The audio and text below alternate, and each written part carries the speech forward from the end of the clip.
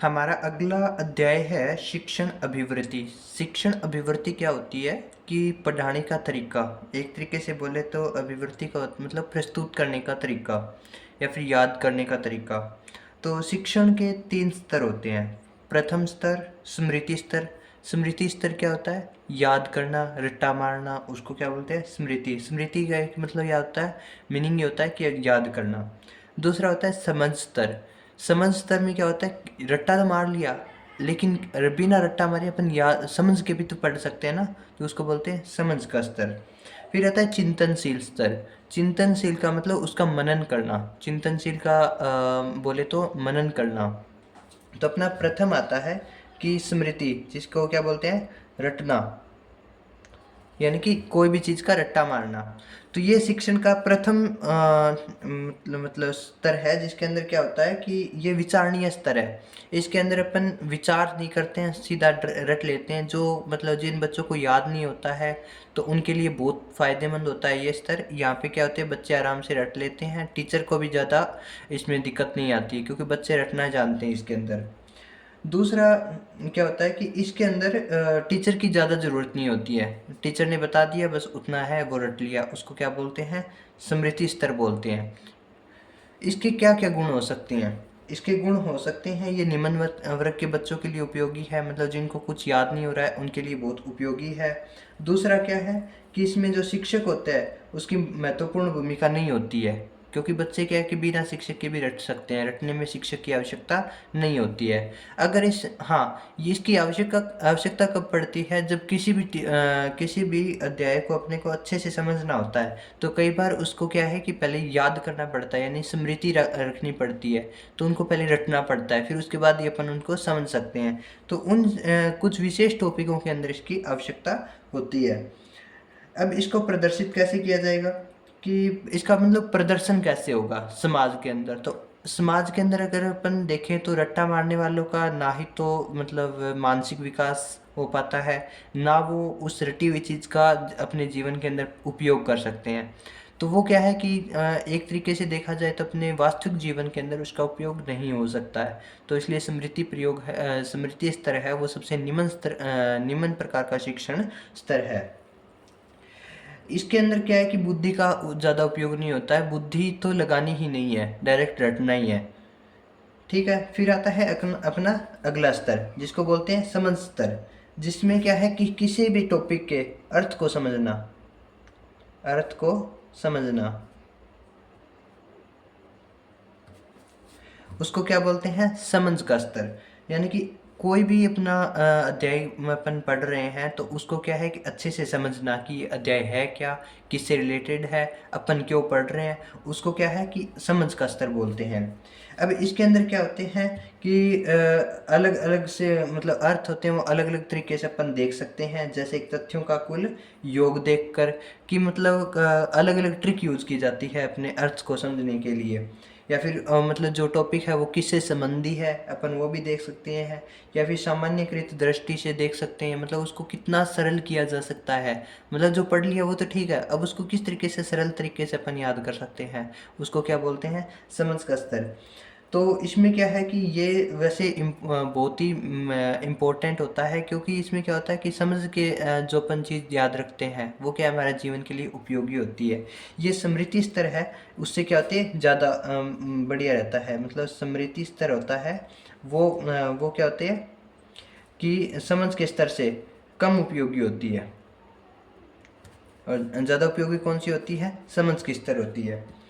इसके अंदर क्या होता है कि शिक्षक की आवश्यकता होती है। शिक्षक किसी भी टॉपिक को, किसी भी अध्याय को अपने को इजी से इजी तरीके से अपने को बता सकता है, तो उसको समझ का स्तर बोलते हैं।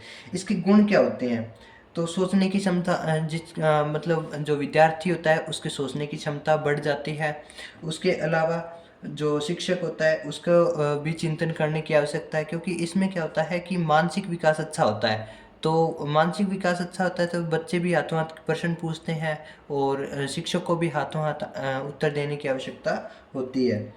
इसमें क्या होता है कि छात्रों को क्रमबद्ध रूप से मतलब समझाया जा सकता है, और इसके अलावा और कह सकते हैं कि मतलब इसमें रटना नहीं पड़ता। इसके जो समझ कर जो भी चीज़ अपने पढ़ा है उसको क्या है कि अपने जीवन के अंदर उपयोग कर सकते हैं विद्यार्थी। फिर अपना अगला आता है चिंतन का स्तर। चिंतन यानी मनन। कोई भी अपने समझ तो लिया, लेकिन उसके ऊपर मनन करना कि जितना समझा है वो तो क्या है कि जो अभी वर्तमान में है वहाँ तक ठीक है, लेकिन मनन करना होता है उसको और गहनता से अध्ययन करना। तो जब हम गहनता से अध्ययन करते हैं तो वो आत्मनिर्भर होता है, आत्मनिरीक्षण होता है कि मतलब वो तो विद्यार्थी पर डिपेंड करता है कि वो कितना ज़्यादा और समझना चाहता है, उसकी मतलब जो समझने की इच्छा है वो और कितनी ज़्यादा प्रबल है, उसके ऊपर ये डिपेंड करता है बिल्कुल। ये उच्चतम स्तर माना गया है, सबसे उच्चतम स्तर है, उच्चतम स्तर माना गया है। इसके अलावा इस पे विचार भी बहुत सारे आएंगे, तो विचार आएंगे तो इसका मतलब प्रश्न भी करेंगे विद्यार्थी। और इसमें क्या होता है कि विद्यार्थी अगर प्रश्न करेगा तो शिक्षक है उसका भी बहुत ज़्यादा उस मतलब पढ़ाने के अंदर इंटरेस्ट बढ़ेगा। तो ये सारे क्या है कि शिक्षक के ऊपर भी निर्भर करता है पूरा।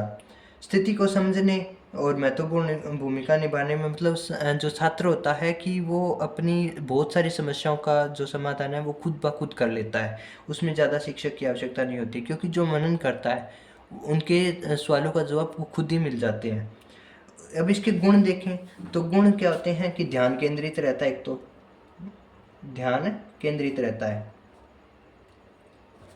दूसरा और क्या हो सकता है कि सिखाने वाले और सीखने वाले यानी कि शिक्षक और विद्यार्थी के बीच में अच्छा संबंध रहता है। यानी कि जो शिक्षक पढ़ाया वो तो ठीक है, विद्यार्थी ने सीख लिया, लेकिन इसने क्या किया, मनन किया तो और ज़्यादा अध्ययन करने की मतलब उसके अंदर प्रश्न उठेंगे तो उसका जवाब कौन देगा, शिक्षक देगा। तो उनके बीच में क्या होगा, संबंध अच्छा होगा। ये उच्च वर्ग मतलब जो बहुत ज़्यादा इंटेलिजेंट बच्चे होते हैं उनके उनके लिए उपयुक्त है, क्योंकि वो क्या है कि कुछ भी चीज़ कोई भी टॉपिक है उसके अंदर मनन करेंगे तो उसके मनन कौन करता है, जो बहुत इंटेलिजेंट होता है वो ही मनन करेगा। क्योंकि रटने वाला तो बिल्कुल साफ है कि वो रट लिया और जाके पेपर दे के आ गया, लेकिन मनन कौन करेगा, जिसके अंदर सीखने की प्रबल इच्छा हो। अब इसको समाज के अंदर किस तरह से अपन देख सकते हैं, मतलब एक तरीके से अपन प्रशिक्षण के स्तर को या फिर प्रदर्शित तो देख सकते हैं कि प्रदर्शन कैसा हो रहा है। तो ये क्या है कि ये एक तरीके से देखा जाए तो छोटे बच्चों के लिए उपयुक्त नहीं है, क्योंकि वो अभी तक कुछ जानते नहीं हैं। तो छोटे बच्चों को सीखने के लिए पहले जानना होगा, मनन करने के लिए पहले उस अध्याय के बारे में जानना होगा, तो ये उनके लिए उपयोगी नहीं है। जो पहले से थोड़ा बहुत जानता है उनके लिए उपयुक्त है। और इसके लिए क्या होती है कि सामग्री, जो अध्ययन के लिए जो सामग्री होती है वो व्यवस्थित नहीं होती है, उसको व्यवस्थित कौन करेगा, मनन करने वाला विद्यार्थी और अध्यापक दोनों मिलकर ही क्या करेंगे, उस सामग्री को एकत्रित करेंगे। तो इसके अंदर क्या है कि इसके अंदर सबसे अच्छी बात यह है कि विद्यार्थी है वो अपने आप ही इतना डेवलप हो जाता है कि उसको शिक्षक की बहुत कम आवश्यकता रहती है। जहाँ जहाँ आवश्यकता होगी वहाँ वहाँ उसको टीचर की मतलब प्रश्न करेगा, अन्यथा ज़्यादातर उसको अपने सवालों के जवाब खुद ब खुद मिल जाते हैं। तो ये क्या है, शिक्षण अभिवृत्ति यानी कि स्मृति स्तर जिसके अंदर रटते हैं, समझ का स्तर जिसमें ओनली अर्थ को समझते हैं, जितना पढ़ा है उसको सरलीकरण तरीके से किस तरीके से समझना है, मतलब रटना नहीं है, बस समझने का तरीका समझ सकते हैं अपन कि हाँ ठीक है, रटा नहीं है लेकिन समझ लिया उसने। लेकिन और चिंतन में क्या होता है, समझ तो लिया लेकिन और ज़्यादा गहनता से समझना। एक तो होता है याद करना, मतलब सरलीकरण से याद करना, एक होता है उसको और ज़्यादा गहनता से समझना, उसको क्या बोलते हैं, चिंतन यानी कि मनन करना, चिंतन करना, ये सारा। तो इसमें सबसे महत्वपूर्ण कौन सा आता है कि चिंतन का स्तर है वो सबसे महत्वपूर्ण है, और सबसे निम्न श्रेणी का स्मृति स्तर है, समझ का स्तर है वो मध्यम स्तर है।